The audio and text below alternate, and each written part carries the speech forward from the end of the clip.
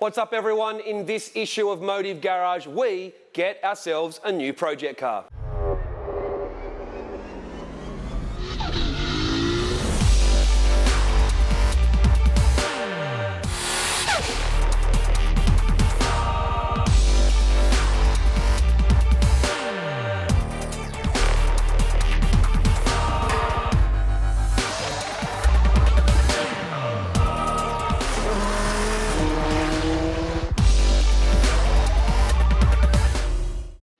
So before we talk about why we got it and what we're going to do with it, let's just take a look at what we bought. A 2005 Porsche 997 911 Carrera C2.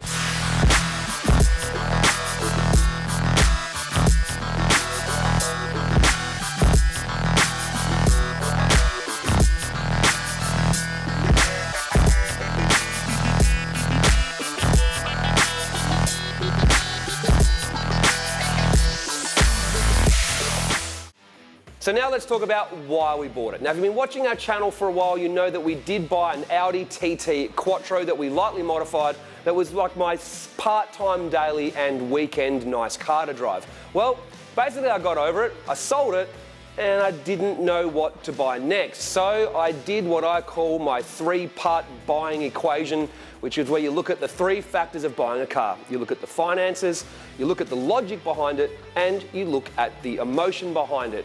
So with the Audi gone, I was looking for another sort of part-time daily weekend car, something basically to go out in, cruise around in and feel good in. But I also needed 4 seats because I wanted to be able to take both my daughter and my partner at the same time. So I either wanted a performance sedan or a 4-seater sports car. Now that did narrow it down a little bit. Now the next part's where it got really difficult, the finance side of it. Now I sold the Audi for good money, I saved up some money for 12 months and I had about 40 grand to spend, could squeeze to 45 if I had to. But the difference between with what I was doing versus most people is I was buying the car in cash outright and I wanted to be able to sell the car in 12 months so I can change up to a better car after I save more money for 12 months. This means whatever I buy either had to be a really cheap and good deal, like the Audi was, or I had to buy a car with really good resale value. There ain't many cars under 100 grand that can hold their value for 12 months or 3 years so that you can trade up later. So that narrowed the purchasing decision down even more. So the last part is emotion. I wanted to buy something that I liked and made me feel good. So I started looking at Euros between 35 and 45 grand. I narrowed it down to things like BMW M3s, Audi S7s and S5s and things like that. I got 2 C63 AMGs inspected, the naturally aspirated version. I always wanted one of those, but they just failed the inspections miserably. They'd all been thrashed, so it turned me off those cars. I looked at Lexus, I even looked at things like a brand new STI, all sorts of things, but nothing that were making me, I don't know, get excited. I then looked at a Porsche 996, but a little bit too old for what I wanted. And a Porsche 997 was a little bit out of my price range. They were hovering as a minimum 70 grand, but more like 80 or 90,000 for ones that were any good.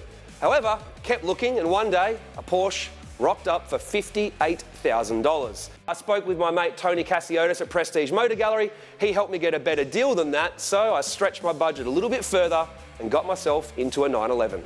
So Tony, what's your verdict, mate? Cheap car, mate. Done deal.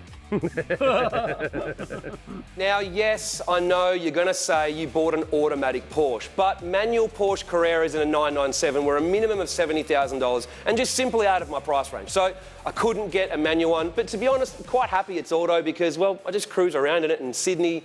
Isn't a pleasant place for manual cars. Now I know it's got a lot of kilometres on it, 166,000, but compared to a normal car from 05, that's actually not that many, and Porsche engineering means the things hold together really, really well. So it was more of a matter of, this was at the bottom end of the 997 price range, which was the top end of my affordability, so it kind of worked together real nicely. All right, today is the day I pick up my new daily driver slash weekend car slash project car slash dream bucket list car slash all of the above. I'm at Prestige Motor Gallery. Tony Cassiotis helped organise to get the car for me. He used to be a wholesaler, owns a car yard, knows a lot of people, so he's able to get me a good price. And he was able to get me into one of these. How are you, mate? Bro. Our viewers want to know, did I get a good deal? I reckon you did. The best deal. I reckon you did. Why don't you go show me your car? All right, let's do it. And there it is. It's even clean. Oh, look at that. Tony even cleaned it up. Now, in all honesty, I'm just stoked to be driving around in a Porsche 911, to be honest. I didn't think I'd get to afford one at this time in my life. So, say what you want about the car. I like it. Makes me feel good. It's got good resale value. So, it's a perfect buy for the circumstances, really. So now that we've got the car, the most important things we have to do is the bare essentials. Wheels, lowered, exhaust, tint, stereo. Let's go. Wheels make the car, and we got very lucky in this department as a good friend of ours, Loz from Hardtuned, had a set of custom-made Workmeisters made specifically for a Porsche 997 that he didn't end up using, wrapped in Porsche-specific Pirelli rubber as well. 19x9 with 235s up front and 19x11s with 295s at the rear. We think they suit the look of the car perfectly. It's a cruiser, not a racer after all. Next, we needed some tint, so we called our friends at Tint and Protect to get the job done. Next upgrade was the stereo. The Bose stereo that comes with the car has excellent audio quality and heaps of speakers, but the head unit was old and, well, rubbish. So we modernised with an Apple CarPlay equipped Pioneer head unit. Another part of the audio that needed upgrading was the exhaust. The factory exhaust is very quiet, way too quiet. So we took the car to our friends at Castle Hill Exhaust to do what is known as the Gundo hack. It's simple, really. You remove the factory mufflers and you weld a pipe between the inlet and outlet of the factory muffler, essentially doing what the Carrera S sports exhaust does when in sports mode.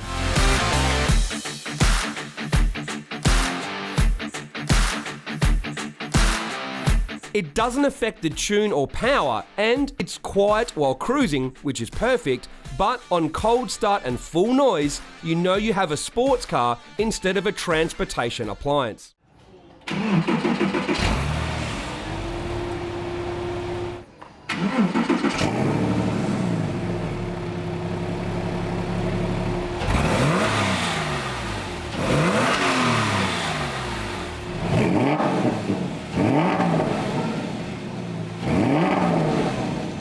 Now, many people say one of the essentials when you modify your car is to slam it. Well, I personally don't like to say slam it. I prefer to say lower it so that it looks better, handles better, and doesn't destroy the drivability.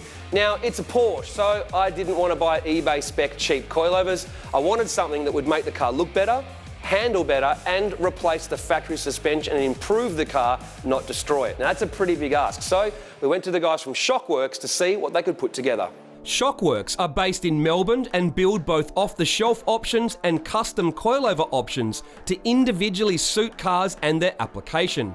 Chris also provides track support as well for teams looking to develop their suspension package. For our Porsche, he used his experience in tuning GT3 and Porsche race cars and turned it towards making a 997 Carrera package that improves on the factory items, giving better handling, but without ruining the ride.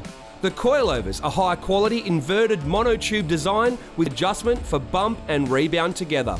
The strut tops have a high quality spherical bearing, and the front strut top can also rotate on that bearing, stopping it from binding up during hard driving and cornering. The fronts are also adjustable for camber, but you can see that the design suits the Porsche specifically, as there isn't a space for a notch in the strut top of a Porsche 997, so the adjustment has to sit underneath.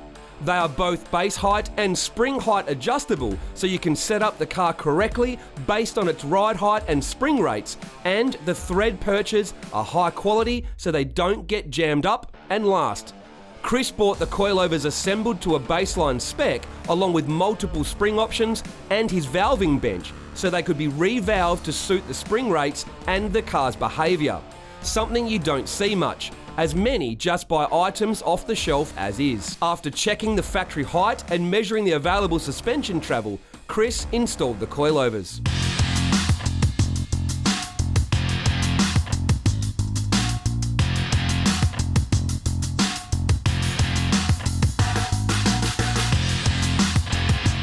With the coilovers in, we adjusted the heights and took the car for its first test drive.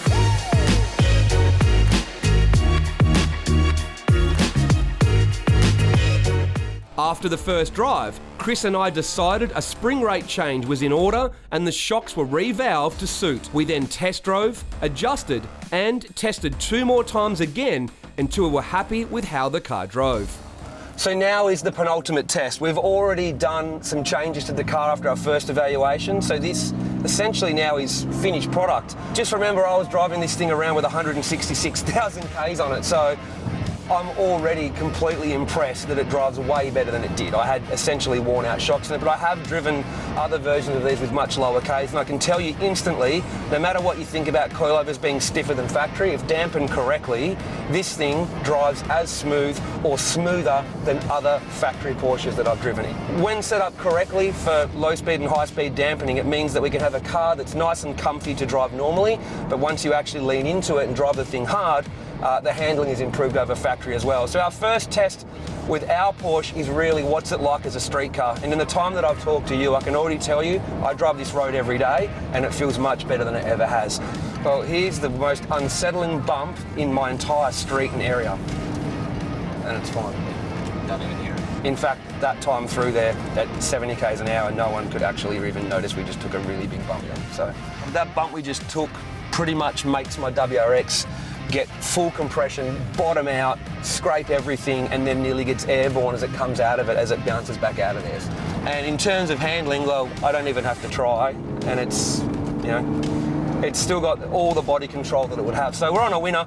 We've got a car that drives great on normal roads, still feels like a sports car, and if we throw it into a corner, sits perfectly flat and handles better than it used to.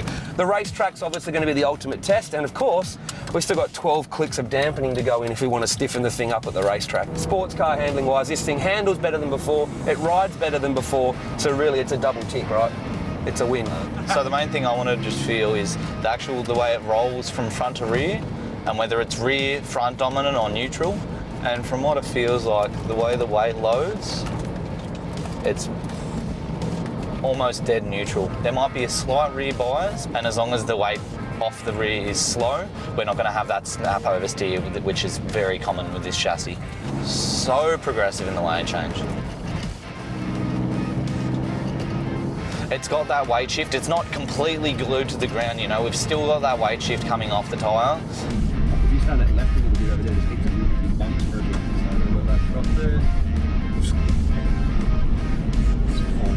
So that's always with my tuning targets, is to have a car where you can still kind of lean on the car, and even in the full soft, have a car that's still safe. I never want a car that on full soft, the car's moving around too much. So that's where we still get a little bit of that ride texture there. But it's soft enough where you can take the wife and kids to the footy on the weekend if you want, or you can crawl the inner Sydney streets at 40 kilometres an hour, and that's a really hard velocity, you know, to drive between 40 and 60 kilometres an hour. But then on the weekend, you know, you got some time to yourself, you can punch the car up through the hills, maybe wind it up if you need to, if you feel like it, but then have a car that you can still punch through the hills within the state speed laws. And have a car that feels safe, that feels progressive. With the bare essentials done to the car, I added a Porsche-style stripe with motive in it, but there is still a few more little touches that I want to do to the car just to really finish it off and customise it to be my own. Now, in the meantime, in our next episode, we're going to install some intake mods on the car and test them out, see if we can make some more power and make better sounds. See you then.